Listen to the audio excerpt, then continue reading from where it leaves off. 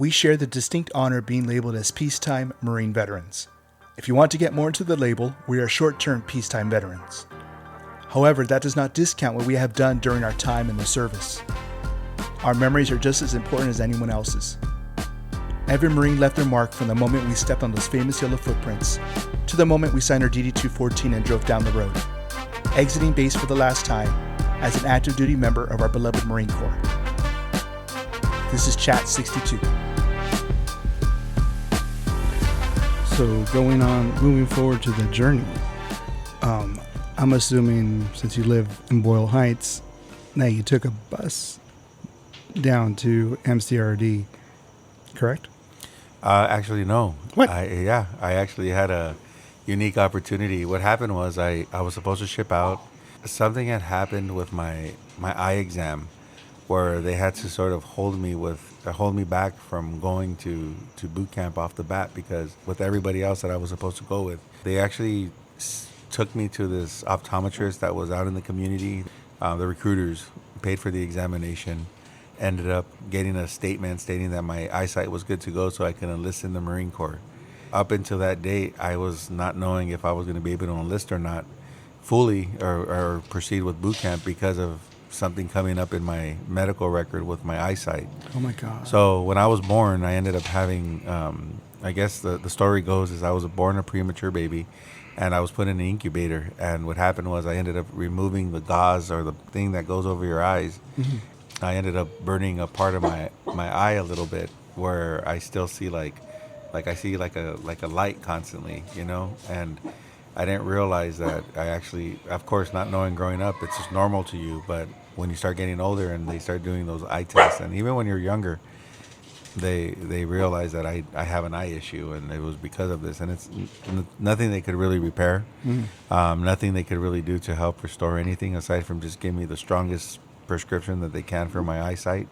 And during that time, because my mom, you know, she worked a full-time job, couldn't afford glasses for us. I didn't have glasses a lot, and the times that I did, I would break them because I would, be physically active with going out and playing sports and still using them because they would help so much, different times during that moment.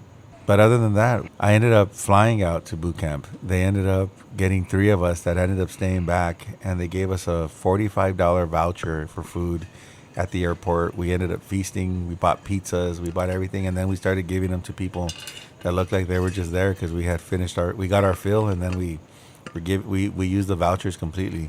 Mm-hmm. And then they told us to stand by. We got on a plane. We said, all right. We went to the USO that was in the San Diego airport. They told us to stand by. We were there for maybe 4.5 hours, and that's when they said, all right, everyone that's getting ready to go to MCRD San Diego, please line up over here. Lined us up on the bus, got on the bus, told us to put our heads down, drove us around for like maybe half an hour, and then got us to those yellow footprints. Because they don't want to see how you're going to get back, right? Yeah, how to get there. And they actually put us up in a hotel until I got the clearance, and it was over a weekend near LAX with almost everybody that was getting ready to get shipped out and flown in from wherever they were flying in from. So there were people that were just doing it. They were partying, getting ready, Oh yeah, they're partying like it's 1999. And here I was all worried, like, shut up, I want to rest. And they were getting crazy, And I was just like, no, I'm not going to do that. So I wanted to rest and be ready for what was to come. And I remember my family came to see me those 2 nights, every night, for like maybe 30 minutes before I went back up and just went to bed to rest as much as I needed until I approached, I flew over to San Diego and went to the USO and again, just loaded up the bus and got sent to those yellow footprints. Wow. And that was in 1998, July of 1998. So what was going through your head? I mean, even though your situation was really unique compared to most Southern California recruits. I really don't know what was going through my head. I think there was a part of me the day of, I remember the staff sergeant came and he honked his horn and I was supposed to just run outside and go. And there was a part of me that said, no, don't go. Just tell him you're not going to go anymore. You change your mind. Thanks. But I said no. I said bye to my parents. I said bye to my brother. They woke up super early, and they left. And I think at that point it was more about like, you know, it was to prove something. It was to prove a point. You know. Yeah. I think part of it also was to prove something to myself, that I you know, the commercials always got to me. You know, the Marine Corps commercials and. That changes forever. Changes forever, and you know, you look at movies and you start looking. You know, internet was very limited during that time, and there wasn't a lot of stuff that was out there aside from what was probably a video before. And you know, there was one famous video, "The Making of a Marine." You know, and I remember watching that one over and over again. Oh, I'm gonna go through this, or I'm gonna go through that, or I'm gonna. And some of the stuff I did, some of the stuff I didn't through the process, but. I think part of it during that time, what was going through my head was just like, I got to do this. Mm-hmm. I got to do this. There's no more what ifs. I'm in it, you know, and I got to go through this process. Yeah. Yeah. So when after the half an hour bus ride and they finally brought you to the gates of MCRD, what was going through your head when the DI stepped into the bus? That was interesting. I wasn't again, going back to a little bit what I shared earlier about my stepfather. He was very, you know, an aggressor. So, you know, the yelling wasn't much to me. The assertiveness of you know, them coming up to you and you know, whatever, wasn't really intimidating. I just knew I had to really listen. So I was trying to. They were like eyeballs, and you were like looking up, and you're like. You know, for every, you know, their little spiel that they do, and it's motivating at the same, but scary because you knew that there's no turning back at this point. You know, like you know, at one point you're going to be told to get off this bus and line up on these yellow footprints. That's the commonality that everyone shared. That I talked to before I joined the Marine Corps. I was talking to everybody that had enlisted. And joined, and I already passed boot camp, and I was like, well, what's one thing that you remember when you first went in? Well, the yellow footprints, the yellow footprints, the yellow footprints. And that does take us up to the yellow footprint experience. No. Do you remember the spiel that they gave you when you were told to step on the yellow footprints? I remember having to read that sign that's above the door. I remember them saying like, there's no... There, you know, you're here now. You know, you made a choice for a reason. You made this choice for a reason. I remember they tried to give their little motivational, you know, input that was in there. But to be honest with you, everything happened so fast. It almost feels like a dream. I couldn't tell you the spiel that they fully stated, but I just remember the general process of running off the bus, you know, as being told to do so. I remember running to those yellow footprints as fast as I could. And I remember they said, some of us take a knee, some of us stand. And I remember then once we read that, they had us run into those doors, and we sort of never looked back. You were off to the races, right? Yep, there we go. We were there. We were in it. So that covers our whole before aspect of your story. How about the during the beginning of your Marine Corps career, the boot camp experience? What was that like? You guys were still doing the Crucible, correct? The Crucible was fairly new to the Marine Corps during that time. Like I know that I think it was like 1990. Was it 1996, 97? 96, they incorporated it. They incorporated it into early 96. Yeah, so, you know, I went in 1998. So being that the Marine Corps is a small military branch, you know, not many have gone through it already, you know, but there were many that have. The very few from El Sereno, you know, that I knew that joined the military straight out of high school, and that came back to share their experience, they said, oh, the Crucible was tough, but it's not that bad.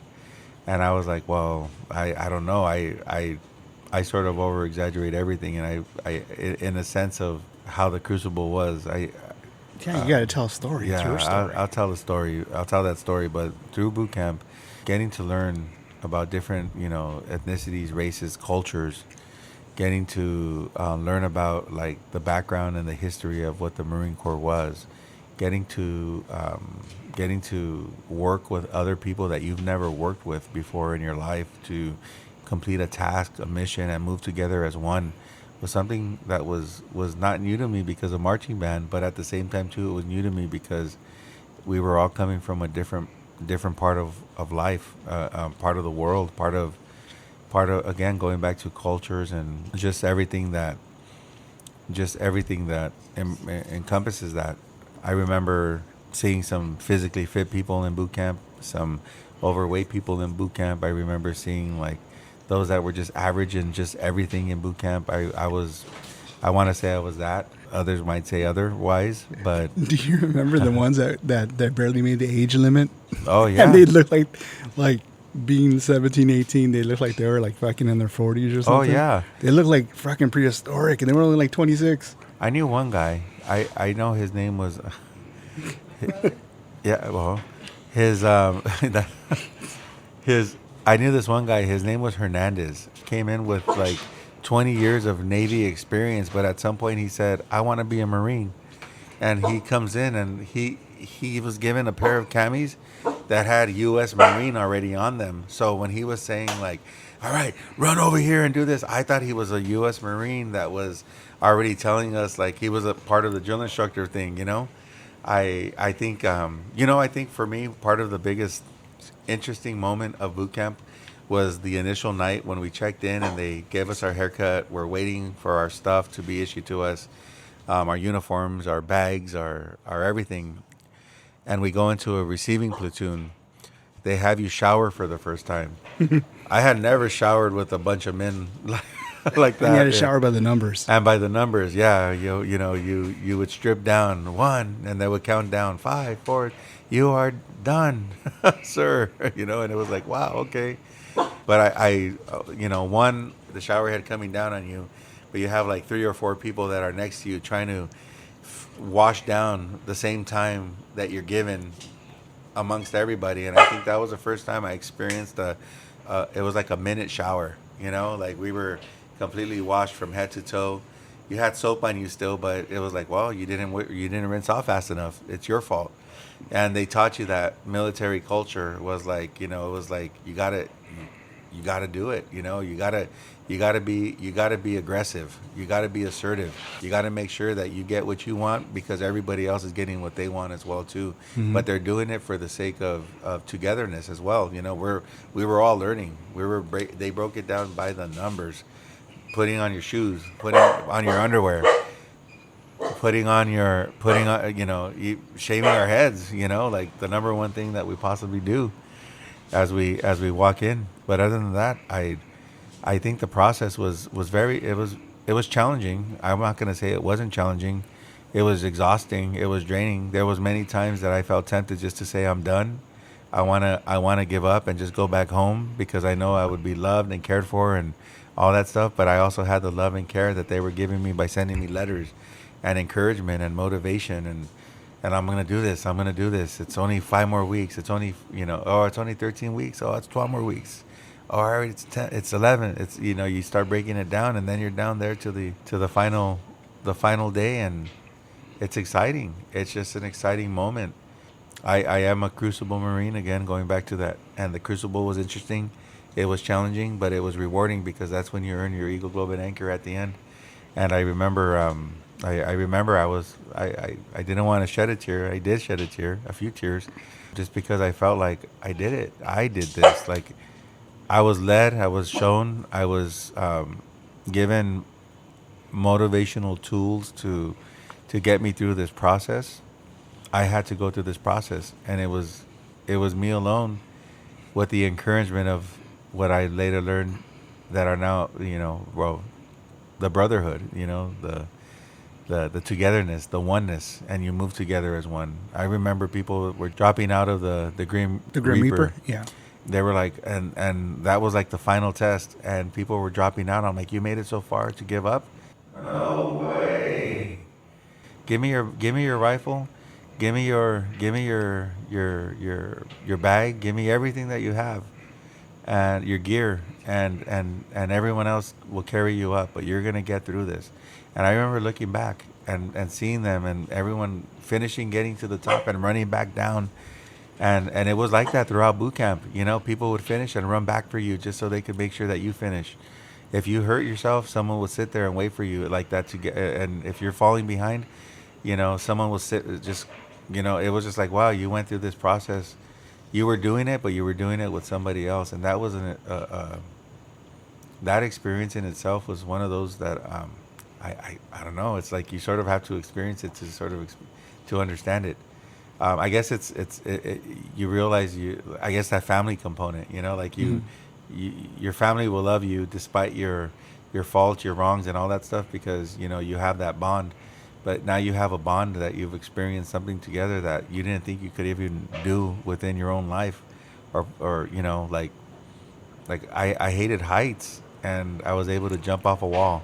You know, I hated heights and I was able to jump off a big, you know, a diving board that was pretty high up there, Olympic style diving boards, you know, and I loved water, you know, so everything we did in the ocean, everything we did in the pools, I would love. I didn't like hiking because, let me take that back. I love hiking, but I didn't love running, especially up the hills that we ran, especially through boot camp because although I went to a high school that was on a hill and we did a lot of physical stuff on it, it was very painful for me. I think for everyone else, but it was just a different pain, and that's related to my, that's related to like just my back and some other stuff as well too. For the most part, I feel that the process was an interesting process in boot camp. It was challenging, it was difficult, but it was rewarding at the end because to this day, it was one of those feelings that you cannot. Another Marine will know exactly what you went through and what you felt, but nobody else will. And everyone else could see maybe pride, and maybe everyone else could see like, wow, they did do. They were a Marine.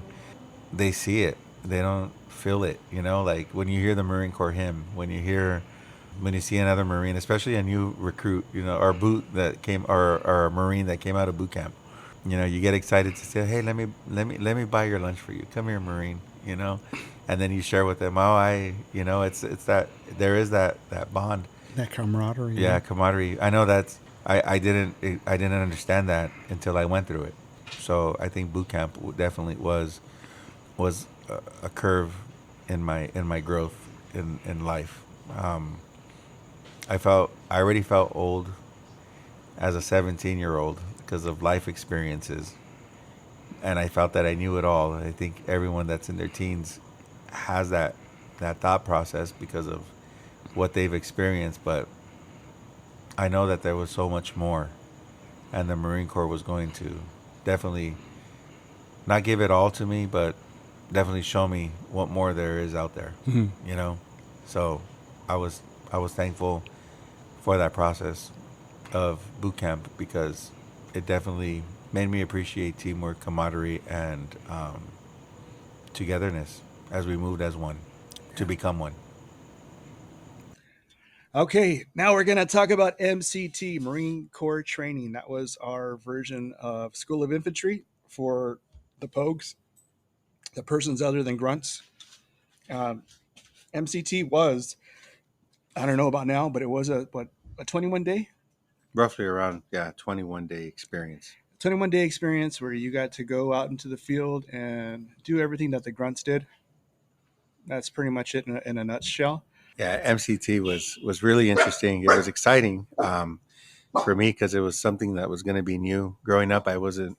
My uncle introduced us to the camping lifestyle of going to the outdoors and enjoying what you know the Creator above gave us all. You know, to enjoy its beauty. And we would go to Yosemite. We would go hiking. You know, and then spend the night under the stars. And he'll take us to like other like Big Bear, you know, all that good stuff. And then he got older, and then it all stopped. We got older, it stopped, and I was told that that's what the MCT was going to be. You'll be out under the stars. You're gonna enjoy the great outdoors. You're gonna experience everything that the grunt has to offer, the infantrymen. Since you know, in the Marine Corps, we're all known as basic infantrymen, right? But what I really, and I know this was a key component to it. We're all basic riflemen. Yeah, we're all basic Riflemen. So Every therefore, Marine is a yeah, rifleman. a rifleman, and therefore, you know, they want us to they wanted just to make sure that if we ever had to go out to the field or do anything or during time of combat and have to endure the elements of what combat has to offer, we would we experienced it through MCT. I think that's where I tried the first time I ever used a weapon, like a true weapon, like all the weapons that the Marine Corps were allowing us to use at the time. I think they went into an extensive version of hand to hand combat. Yeah, I think right. they went, we were sleeping on the side of hills. Um, there's specific hills, one specific one that just stands out. It's Mount Mother Effer, Mount Motherfucker. Yeah, Yes. there we go. That one, it still haunts me just thinking about it because my legs hurt now. They don't function the same way. Everybody that's gone through that component of has gone through that component or has experienced that hill knows that it's intense. As for everyone else, my thing was for MCT, just go through the process, experience it, get the knowledge I needed to have, and then from there, take it with me. But oddly enough, my experience sort of got short lived. I didn't really get to experience the graduation that everyone else got to experience. I didn't get to when I there was a moment like when everybody like I guess the first like halfway you get to come back to the Quonset huts that they had, and we would get to shower, and relax and change our camis and sort of unwind for just a night, and then we go back out to the field again the next day. I think during that time I didn't have that opportunity because I was getting questioned by some law enforcement officials of a situation that took place, an event that took place in high school for me, where I was robbed at gunpoint while I was walking to school, and some cholo guy ended up coming up to me and saying, "Hey, where do you live?" And I'm like, "Oh Where you no, from? where you from?" And all this stuff, and what time is it? And he was like, "Do you have any money?" And I'm like, "Why? Do you need a?" I said, "I have $2." I said, "Here, take one." I was trying to be nice. And he goes, "Oh, you got two? I'll take them both." And he pulls out a gun and he literally points it at my face. And I'm getting robbed at gunpoint. And in the distance, I see my mom walking to her bus stop across the street from me, and she doesn't even see what's going on. Oh And my I'm trying to God. reach for like trying to cry for help because I'm like, what do I do? The funny thing about that story, on my person, I had $200 or two. I actually had a total of like $480 of fundraiser money in my trombone case that I was actually carrying to band practice, and I was trying to catch my bus to get there. And this guy just searches my pockets and only finds $2 and robs me. But the fact that it was at gunpoint. During going back to MCT real quick, they during that halfway point, I was getting questioned about the incident, and I didn't think nothing of it. I didn't, but I was there for like 7 hours getting questioned about the events that took place. So I didn't even get to rest, And then everybody went out. We woke up the next day. Everyone went out back to the field, and then finally I had some lunch, and then they said, "Okay, you could go with everyone else." And I stayed dirty for those 21 days. Oh my God. Yeah, it was horrible. I ended up getting that like a nasty bacterial rash on my body that was pretty horrible, that I've never experienced before. And they were like, "Oh, well, sometimes these things happen. Have some Motrin and hydrate, and here's this cream." But after the whole graduation component, 2 days before we got back, we're getting ready. The I get the LA County Sheriff Department comes and says, "Hey, we have a court order um, to basically take me and put me under protective custody because I had a hit out for me because this guy apparently got caught and was gonna be sentenced to life in prison because he robbed a undercover cop and Oh shit. got caught. And apparently, all these people came forward and said this guy, robbed me. He did this during the process. He beat an elderly lady at some point. So I'm Oh my glad this God. guy sort of got caught. But I got sent home, and I was told I couldn't leave my house for 2 weeks. I was in protective custody until I had to testify against this guy until we knew that he was going to be put away. And I went into court. They told me to wear my I was about to ask you if you wore yeah. your uniform. I did wear that green uniform that The the Alphas? alphas that Jack Nicholson wore, during the movie A Few Good Men? the Few Good Men. Yeah. And at one point, they were like, "Why did you wear that uniform?" I said, "Because I was told that we have to." And they were You're like, "Well, honest. yeah," and they were like, "Okay, thank you." Well, oddly enough, at some point, everybody that I had experienced everything with at that point had already moved on and started the schooling. To find out that when after you leave MCT, you go to your whatever school you're going to go to for your job, or your MOS. And it was funny because mine was ours was in North Carolina, Cam Johnson, and that's another story, other stories, because that was really interesting time too. Yep. But uh, I showed up there and everybody hadn't even started the school because, Driftwood. huh? Driftwood. Yeah. Okay. Yeah. Okay, that's all I'm gonna say. This one word, but Driftwood. Yeah, that and a few other ones. But the funny thing about the whole funny thing about that was when I showed up to Camp Johnson, nobody had started their school yet because there was a delay, and they've all been doing just working parties. Yeah, the holding platoon. Yeah, so they Mac were Company. all in There you Mac go, Company, Mac Company. and they were just doing working parties, and they had odd shifts, and they were hating life. And when I got there, every the school started the next day, so it was really nice to just have those 2 weeks off, being at home, sort of reflecting on everything that had happened and realizing that, hey, it, you know everything was going to be okay. But my MCT experience was sort of cut short because of that. So Wow. So how short was it cut? roughly around, I would say, like a good 4 days. Like, at the end where everyone sort of just you go clean your weapons. Yeah. I didn't have to do none of that stuff. It was the greatest because like everyone Someone says, did it for you. Yeah, someone did it for me because I got put under protective custody, and it was just funny. It was just like one of those things where they were like, "Sorry, we'll send you your certificate when you graduate." And I ended up getting it at Camp Johnson. There was another person that I was supposed to graduate with, and he said, "Hey, can I take you for him?" And he was like, "Yeah, So then they let him take it, and he was my friend at the time, Montalvo Romero. So, and he still is now, but I just haven't talked to him in over 20 years. So That'd be nice to reconnect. that'd be good. That'll be a good one too. Reconnecting with other people and capturing the moment and the sharing the moment too. Yeah, that's the thing. Trying to retouch with the people from MCT and from school, Even boot camp. That's hard. I mean, I've only kept in contact with two Marines from boot camp. One of them, I'm going to be going to his wedding in November. Jesus Mayer from the That's S2. cool. And cool. Another buddy was Eric Olsby. He was my boot camp buddy. We were in PCP together, and we graduated from my company together.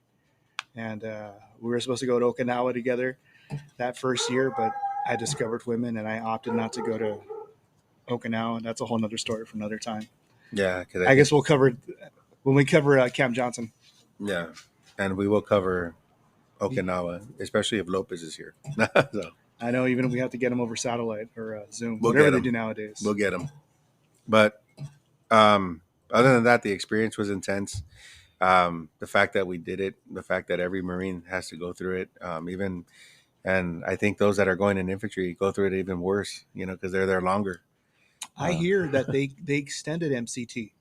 Wow. I think they're doing SOI. Like everybody's doing SOI, and I think that was a 6-week. Wow. Well, course. I don't know if it's maybe it was proposed. I don't know if they end up going through with it. Well, I know there's a lot of changes happening in the Marine Corps right now. So. Oh yeah, and I don't even know if any of them actually stuck. I was thinking about that the other day too. That's a whole nother topic for another time. Because I know a lot of jobs even changed, So let's see what we got to do our research and see what's happening in the Marine Corps. Right? Yeah, we got 20 some odd years to catch up on. So. Well, yeah, this was good. MCT. What was your MOS in the Marine Corps? So my MOS was personnel clerk 0121 or 0121. It was a popular MOS. I was thankful to be able to get that MOS because I didn't think I was going to be able to. I know when you go in, they usually have you choose 3 options, and there was like music was number 1, of course. Aviation was another one, and then there was legal administration and not knowing what legal administration consisted of, but you knew that there were other jobs within legal administration that you might get assigned to. And I was an 0121 personnel clerk. I was an administrative pogue, I guess you could say. A person other than Grunt. That's right, yeah. For your MOS, for 0121, where did you go to school to learn your MOS? Well, I was fortunate enough to travel to North Carolina, Camp Johnson, which is a Marine Corps base close to Camp Lejeune, North Carolina.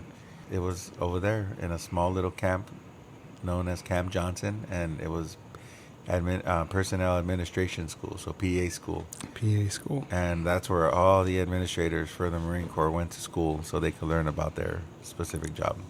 Yep. How was your experience going from one coast to the other? What was that like? East Coast versus West Coast. That's where you learn about that first, like hardcore. Yep. Yeah. Yep. And you appreciate West Coast a lot, especially Yes. during my time when I was there in the East Coast. During the East Coast, I was there during the winter months. Oh, shit. I arrived there November 12th of 1998. I remember because it was my birthday. And I was super excited to go because I wanted to make sure that I wanted to celebrate and honor myself as every 18-year-old would do, and probably purchased their first, I purchased my first Playboy, and I purchased my first pack of cigarettes legally because I was able to do so. And I was super excited to go to the PX and do so, and probably display my ID. And I then got checked in, and I was with a receiving platoon, and eventually checked into school platoon, and started the process there. It was during the winter months, so fall and winter months. So that was my first time really away from home for a major holiday, which was Thanksgiving and Christmas. Thanksgiving was very rough because I had to serve as officer of the day on duty, on call, basically that night, and it was challenging because as a new Marine, into the fleet, or going into the fleet and into your school, you want to prove yourself and be, practice the honor, courage, and commitment to what the core values uphold and stand for and all that stuff. And I remember that night was very difficult because that night I had to report a lot of people for being intoxicated. I had to report a lot of people that were being underage and intoxicated. And it was very difficult for me, and I didn't want to be the rat, but So you made I was the rat. You didn't make a lot of friends, huh? I didn't make a lot of friends that time around. So, but the friends that were there that did become my friends respected some of the decisions that I made, because they were like, "Wow, I don't know if I would have done that, but you did it." And they tell you, they teach you these kind of things in boot camp. Like a Marine never this, a Marine doesn't that, a Marine. And it's like, come on, Marines, you guys are fresh out of boot camp, and you guys are already... All of a sudden, it's like college, right? Yeah, you know, and it was very... Yeah, that's exactly what it was. It was very hard because you're trying to uphold whatever the Marine Corps wanted you to uphold. And so I had to make a lot of moral decisions during that time frame. I'm glad I did, because, people did see that. And, at some point, how they put people in, like, leadership roles. I was able to, have that experience because of it. They were like, well, this guy's pretty honest. Let's go on and give him in other words, they wanted me to rat on everybody. And then at some point I stopped, and I was like, no more. I wasn't ratting on anybody. Just for the record, I was just sort of, just that night specifically, just because there was a specific staff sergeant that was around that was known to write you up if you weren't doing your job. And I was very worried that would have affected the rest of my career. So I really loved North Carolina, Camp Johnson specifically. It was different. I would never live there. For the record, I would never live there. It was now in life. Then it was dead. I'm sure it's improved a little bit now, but I'm sure it's not much. So It felt like something out of the movie Deliverance sometimes. Yes, it was. It's like just to get to the mall, it was like the long, Yes. horrible ride that you had to share a cab with everybody just so you could share the fee. And then, or even to go to the movies, everybody went to the movies. To the Jacksonville Mall. That's right. Everybody went to the mall. Everybody went to clubs, nightclubs. Everybody went to Other type of clubs. Yeah, that's right. Yep, those kind of clubs. And it was welcomed, because you were new, and everybody accepted you for who you were, and it was a small knitted community. And not a lot of people will really understand that unless they experience it. Yeah, North Carolina, Camp Johnson. Good times. Yeah. So after you graduated from PA school, Camp Johnson, North Carolina, what was your first duty station? My first duty station was actually 1st Combat Engineer Battalion. I arrived there in 1998, January. I remember I was received by a few people. One of them was Cody T. Bloom, which was the warrant officer at the time, and he was a warrant officer 1 when I had checked into that duty station for my specific job function. And I was assigned to the Combat Action Center. That's what they called it, or Combat Admin Center. And later on, they switched it to the Combat Action Center. But it was CAC, and the CAC. There I was trained by George Welch, Jaime Cervantes, there was Jim Galbraith, there was Corporal Kelly, I forgot his first name though. Also Brian Lucier. And I mention these names because these are all names that have eventually transferred into the 62 Area PAC when we combined into one. I was there I got there in January of 1998, and I was trying to really learn the on the job training type of thing. So I was with the 3270. I logged on, and it was our computer database system that told us everything about every Marine that currently active. Mm-hmm. And it was one of the greatest tools that was out there, especially for Marines that knew about it. Because we were the hookup for many little things, that they needed to help them get ahead in certain things in life. So it was just cool. I think what was really difficult during that time was the transition of, being away, now being close to home, and being so close where yet I felt so far. Still trying to figure out, who I was with, like in the sense of serving with, learning about everybody that was there that I was serving with, because I wanted to move that boot camp mindset of moving together as one was very crucial, and I feel like in my growth, in the Marine Corps, especially in the beginnings. I had a lot of trial and error. I was definitely counseled a lot in the beginnings, and then eventually I was able to fully function as an 0121 personnel administrator for the Combat Action Center, or Combat Administrative Center for 1st Combat Engineer Battalion in the 62 area. But during that process in the beginnings, the whole regiment was talking about combining all our administrative units together as one, specifically like personnel, a unit diary, and some legal administration and separations and all that stuff to be combined into one unit for the whole regiment. And I was able to be part of a massive working party with the efforts of trying to reconstruct a bungalow or barrack into a functioning clerical office for the Marine Corps. And it wasn't even the good barracks. Oh, no, yeah, it definitely wasn't the good barracks. But, man, I just think how much asbestos and everything else we what else did we breathe in there? Because those barracks are probably, I think, well, I know they're still up.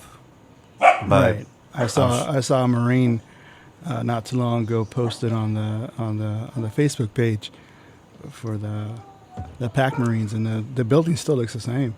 I mean, I don't know what it looks like on the inside, but the outside still looks the same. Well, I don't know. I think I've seen some changes on the inside, but I remember part of it was knocking down walls, building desks that were going to be, just stationary desks. We received, it was just like we knocked it down to build it up. And I think part of it was that we got to meet other people that were serving in other parts of the regiment, 62 area, which allowed us to get to know one another. Like some names I'm going to mention are like, Timothy Challenger, which was in charge of the whole project. The Challenger? The Challenger. And the funny story about that was they said, you need to report to the Challenger.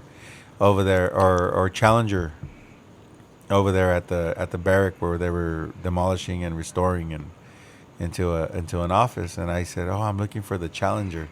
And he goes, "Oh, I'm Challenger." And I'm like, "Hey, that's cool." So I thought I didn't realize his name was Challenger because he wasn't wearing his cami top. It was his cami bottom. Of course, I'm not checking out the name in the back. Yeah. But I didn't realize his name was Challenger. I thought he was the Challenger. Yeah. You know, like if you had any questions, you just go and you question him, and he'll challenge you. Yeah. He's gonna recite. So He's gonna recite questions from the big green book. that's right. Yeah. And then we had I had Jesus Cepeda, Francisco Estrada that I was closely working with in there as we were demolishing rooms and office and making them into like glorified office spaces, especially for the officers that we were going to be serving under. Also, through that, since I was a new Marine there, I was considered the boot, so therefore the boot went to go do all the crazy stuff, especially working parties. And I remember one of the craziest working parties that they had us do was between me and this other Marine. They had us clear out every single mattress that was in all the bungalows, so they could replace them with new mattresses. So we got all the old school mattresses that were just feathered, springed, and ugly, heavy, disgusting, Stained. Yeah. and then we replaced them with these brand new burgundy looking, nice mattresses. And I remember doing that, and I remember that being the first time that I had really bad back pain and all that stuff, because I think I by myself it was like 125 mattresses that I had pulled out and replaced on my own. Oh my God. Yeah. So the rule was that for every room you did, you were responsible for replacing the mattress. So it was like 120 something mattresses in total. Wow. For basically the whole part of the whole regiment, that we were working on replacing them with. I could recall that being probably the first time of having ever experiencing back pain, in my life. The Marine Corps eventually they combined units from being battalion wise, like if you were part of the admin center for your battalion. CEB 15253524 and headquarters company. That's right. They ended up they combined us all into one, moving us into this whole barrack that we restored into this administrative center, and we became known as the PAC, the Personnel Administrative Center, for 62 area, which covered the whole regiment. And each unit had its function. There was multiple units, but we what I liked about it is that we realized that we had to move together as one really fast, adjust and adapt, and find what you were really good at really quick, and just put yourself there or be put there because they already knew that you were talented in the gifts that you were given.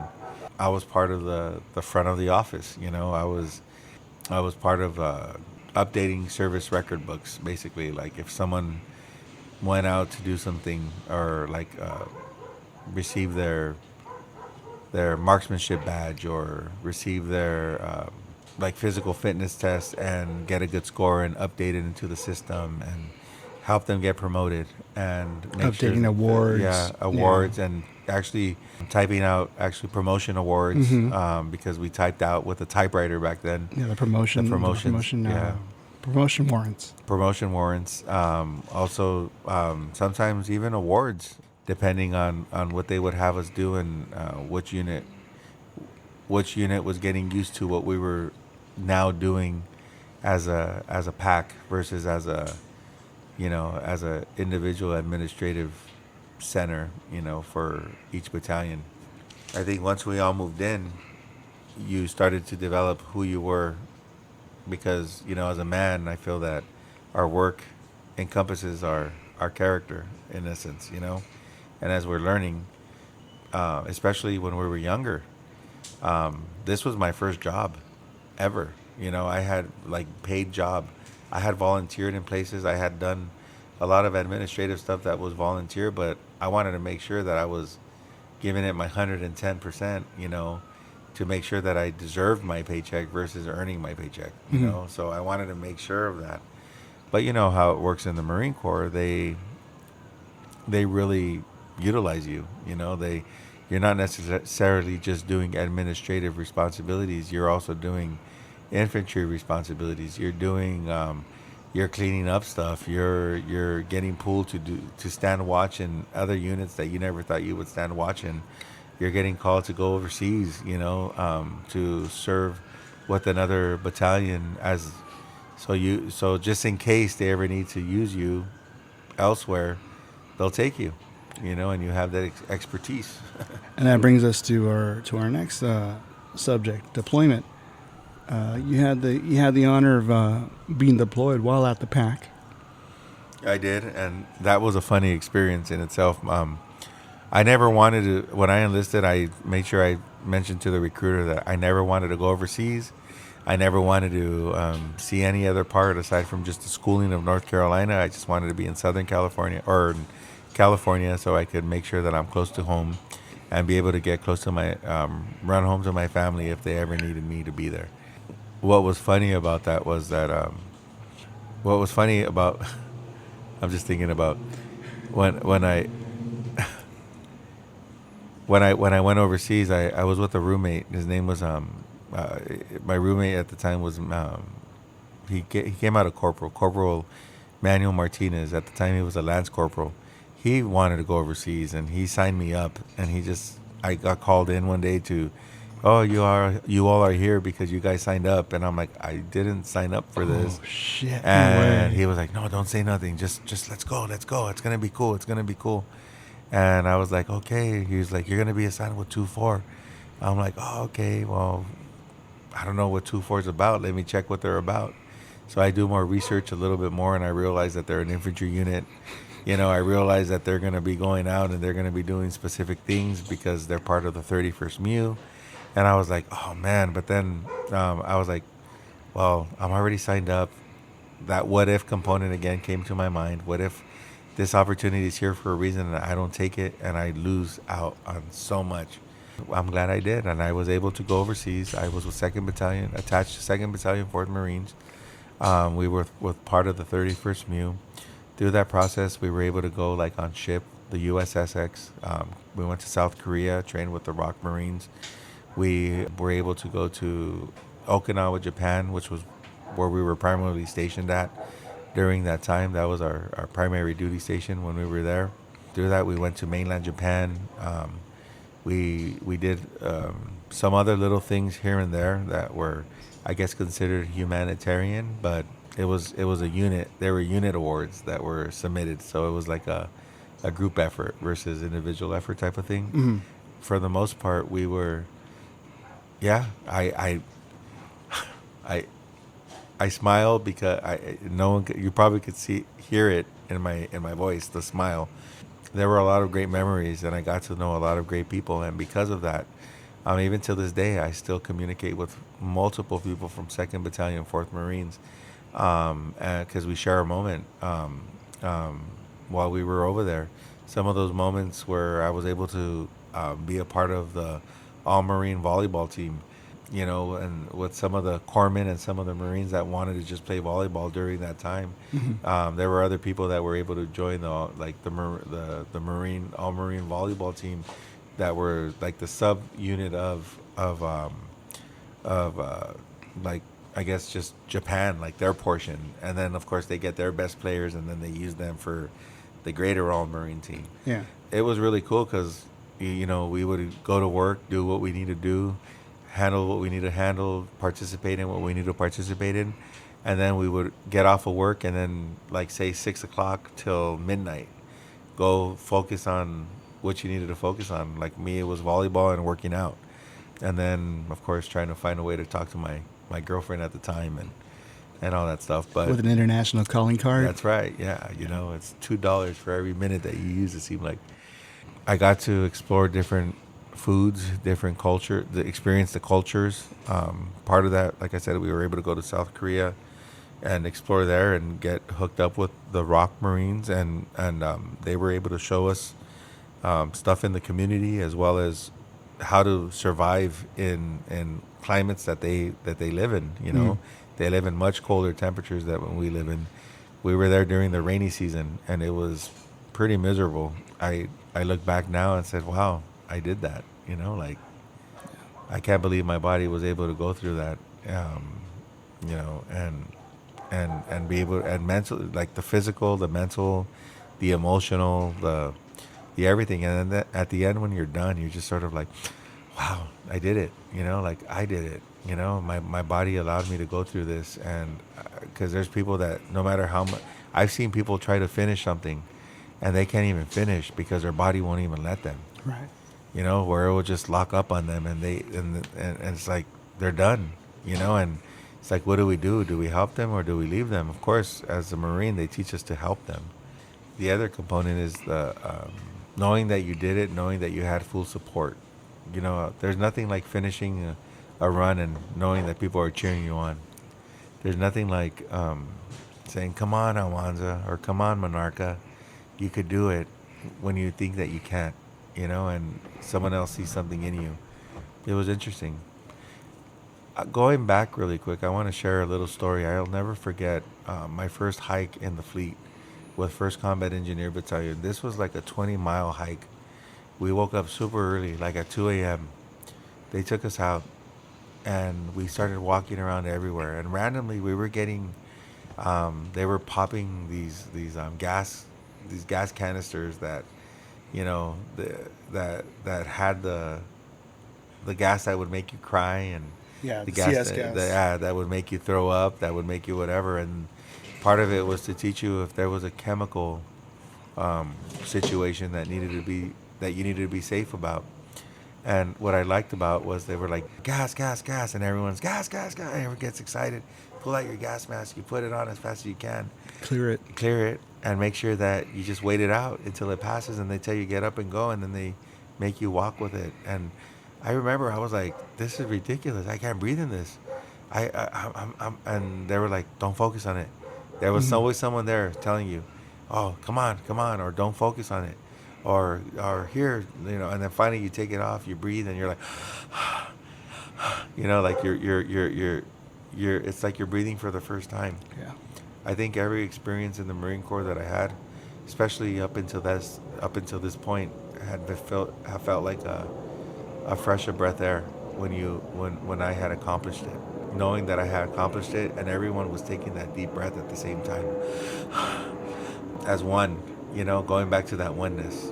And I think, that's what always brings me back to, why I wanted to join the Marine Corps, because it was stuff that I sort of knew, the small band of brotherhood. Please like and subscribe to our podcast. Find us on Instagram at Chat62Podcast. Email us at chat62podcast@gmail.com. Thank you for listening.